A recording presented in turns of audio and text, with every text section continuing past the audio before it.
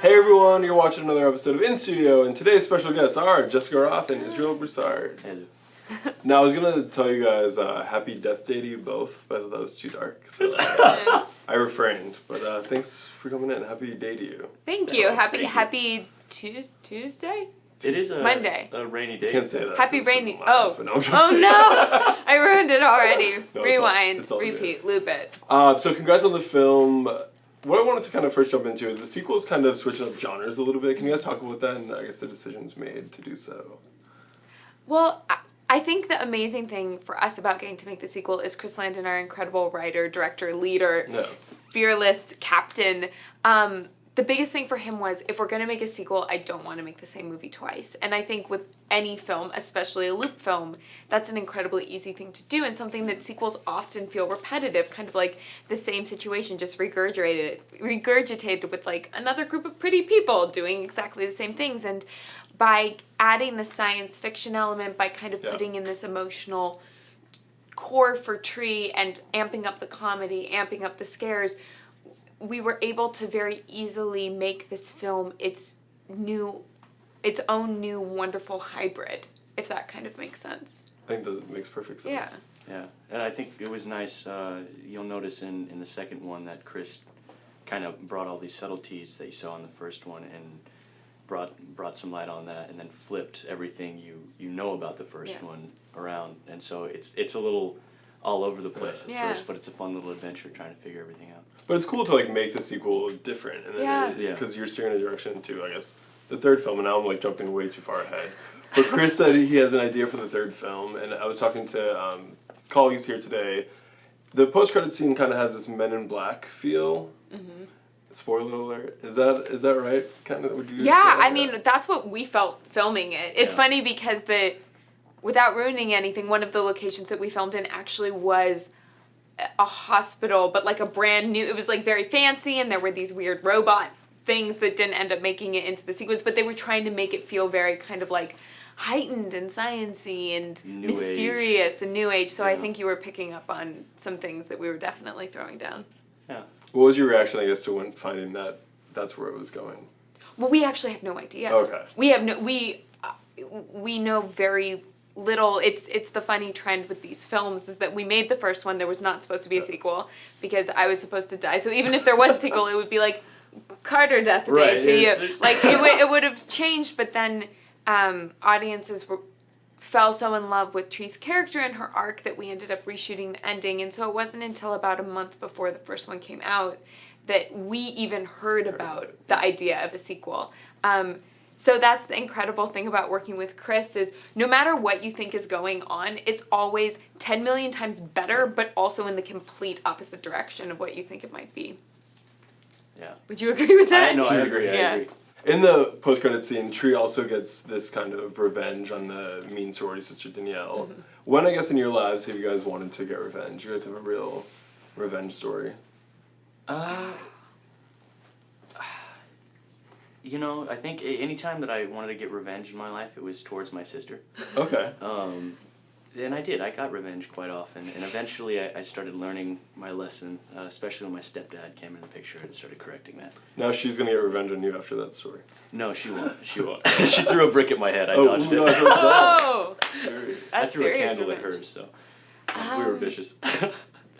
I mean, I think anyone who's gone to middle school ever dreams of the revenge you will get on anyone who made you feel small and insignificant or made fun of you for wearing like the wrong jeans or saying the wrong thing. So I think there were probably some pretty vivid revenge fantasies I had definitely in middle school, but I think they all ended up looking like what the 90s version of my life would be, that I was like, and then they come in and we pour gack on their head, psych. Like it was never really cold. It wasn't as devious as Tree eternally sticking someone in a loop. Well, and, you know, we could look at it as an opportunity of, like, you know, what she needs to learn her lesson. Less of, like, a mean-spirited revenge.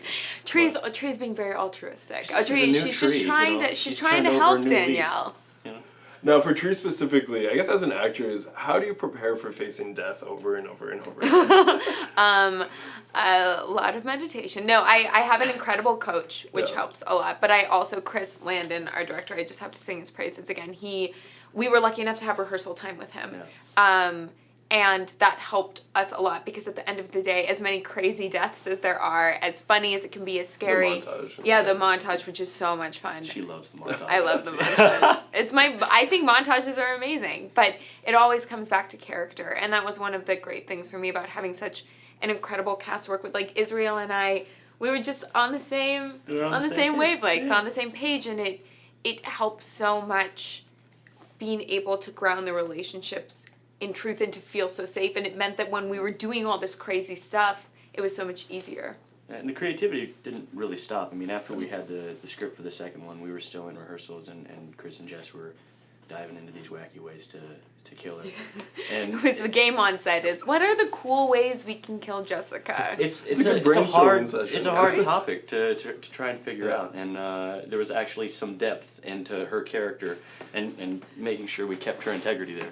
So it was fun. Yeah, it was really fun. But there was one scene between the two of us that took us a while. That it wasn't until the morning we shot it that we thought we had figured out. The one where you're explaining to me how the consequence for letting all the other people die, and I'm being selfish again. Again, straight death. But we couldn't crack the scene. It took us forever to try to figure it out. And the morning we thought we had it, we started shooting it. It started raining. We had to scrap the day. We were all really upset because we thought we had cracked it. And then we came back later, and it was the best thing that could have happened because we needed more time to digest. We made further edits, and that's what a collaborative. It felt lighter, and there was more of the love triangle, interdimensional issues coming about. As you do. That's a good way to describe it. Yeah. Now, for those who have seen the film, what have been the reactions you guys have been getting about the film? And is it tough for your family and friends to watch you die on screen, or? I would think so. You died once. I died once. Yeah. It was an infamous death. A nice little crack in the neck. It was traumatic. No, that was in the first one. You're right. Sorry, I'm mixing up. You did it correctly. But see, you didn't give anything away. I know. The dying though on your end is just superb. She can die like nobody's business. It's in my special skills now. I think it's probably relatively traumatic for my parents, but the thing that's lovely about this film is you never actually see me dead. You see me up until the moment that I die. Because she's never actually dead. Helps. It restarts the day. Restart. It's just like a little. Exactly. It's just a reset. But it's really they were so much fun to shoot. Yeah. Also because they're so wacky and creative and we had a really good time. It's fun dying, which is a weird thing to say, but it's like fun. Yeah. Fun like the skydiving was awesome. Now we're gonna play our fun staple game here called Fishing for Answers. You guys up for that? Right. Let's see here. What is a classic film you're embarrassed to admit you haven't seen yet? So we've been asking everyone this lately, and a lot of people haven't seen The Godfather and Titanic, which is crazy. But that is crazy. Now you have to tell people you haven't. Or? I have. No, of course. I haven't seen. I've seen the first one a little bit, but I haven't seen any of the Harry Potters. That's so embarrassing. Now it's like, I haven't seen them because I still can say I haven't seen Harry Potters, and it's the reaction. Oh. I guess it's a fair thing to keep going in your life. Never see a Harry Potter movie. I haven't seen The Godfather, but I recently hadn't seen Heathers and then watched it in my movie club because I hadn't seen it, and so I feel better. So you have plans to see The Godfather? Yes, now I do. Eventually. So I can come back on and be like, I watched it. What do you want to see in the To All the Boys I Loved Before sequel? Oh, goodness. More Israel. He's like, no. No, just, I'd like to see a little more clash between Josh and Peter. Yeah. There should have been a little bit of that in the first one, but, Now, what was your reaction to everyone, I guess, becoming a fan of Peter and kind of anti-Josh? Oh, that was expected. Okay. That was definitely expected. Yeah. I mean, the hand in the back pocket, who can deny that? No, but it was nice being the boy next door for a second. And then, kind of peppering a little Carter in there with a little bit of a a moral, mature Yeah. look on Peter Kay, you know, and Laura G. So. Did you watch the first one? Yeah, of course, gotta support. What's the scariest film of all time? It, the first one. That's my answer. Yeah. I agree with that. The original. Yeah. I mean, I haven't seen the second one because of the original, or the remake because of the original. And I highly doubt I will. Because it's so scary. Yeah. Yeah. And I'm just gonna like give it to him. The remake was amazing. Yeah. I haven't seen it, but it was amazing. I saw the first one. I get it. Too scared to say it. Yeah. I get No the, more I get the clowns. message. That's funny, we all have the same answer. I think it's maybe like a generational thing. I think so, I don't know. It's millennials. Yeah, millennial thing. Wait, are we millennials? I think so. I don't know. By definition. What is a movie theater snack that theaters need to serve? I'm allergic to food coloring, so, you know, maybe some of those Black Forest gummy bears. Oh. What? It's also sad. Yeah, that is sad. What about like? It would be so messy, but like, an ice cream sundae bar. It'd be good, yeah. Like, Okay. Yeah, like Okay. go in and do your own toppings. Oh damn. Yeah, You're talking like a marble slab or Yeah, but you do it yourself. Like not pinkberry, but like the salt. salt and straw. Yeah. That's not do your own toppings, but I would totally go for salt and straw. Well, honestly, do you want people to do your own toppings at the movie theater? Yeah, it would be too messy. I agree. Really Salt and messy. straw. I mean, I see what they do to the popcorn. Like, I'm gonna pass on that one. Do you guys like watching your own work on screen, or is it difficult for you? And what, I guess, would be difficult to put it? I find it difficult. I think because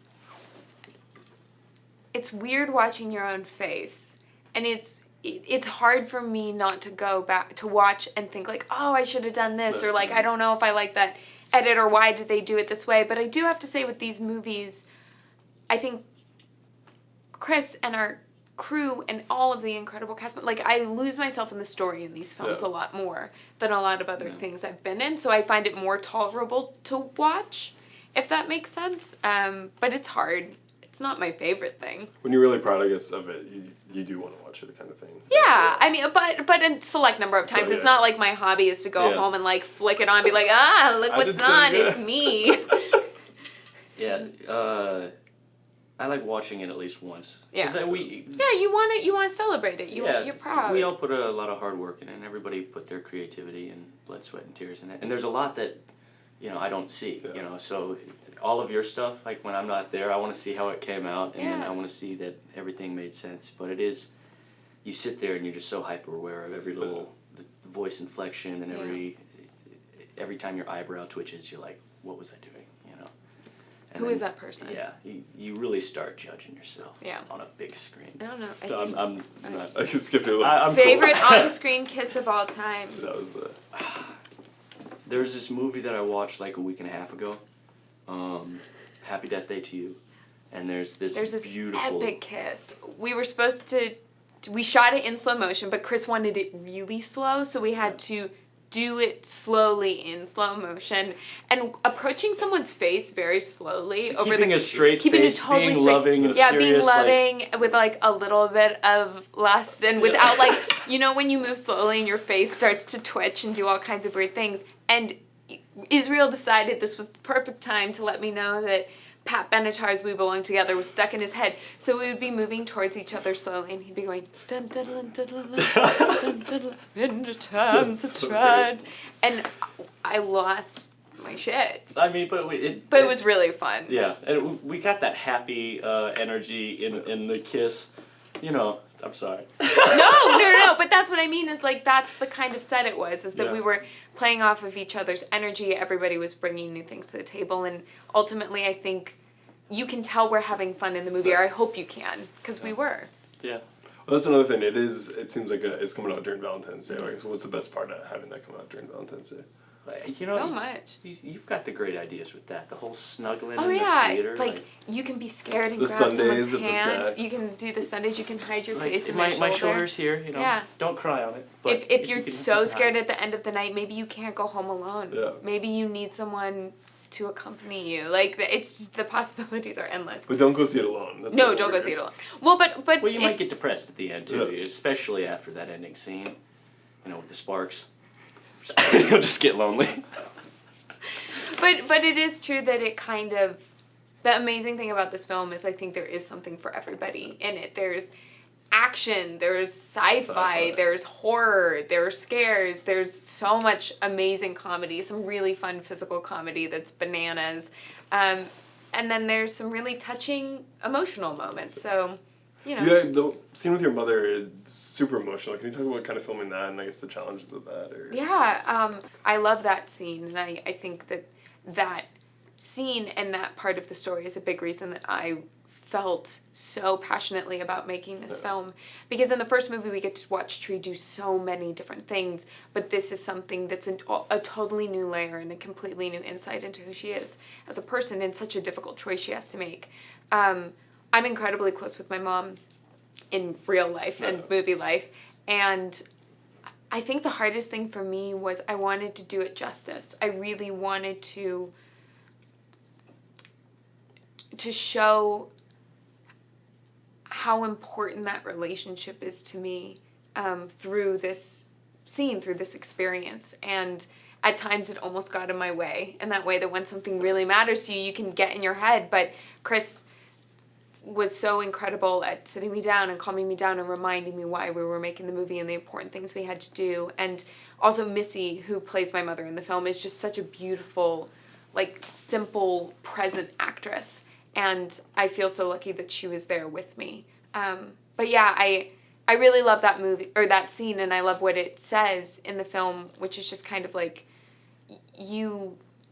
the parts of you that you might want to change, the mistakes, the heartache, all of those things, those are actually what make you you, and that's what makes you unique and special, and those are the things that should be celebrated, not erased.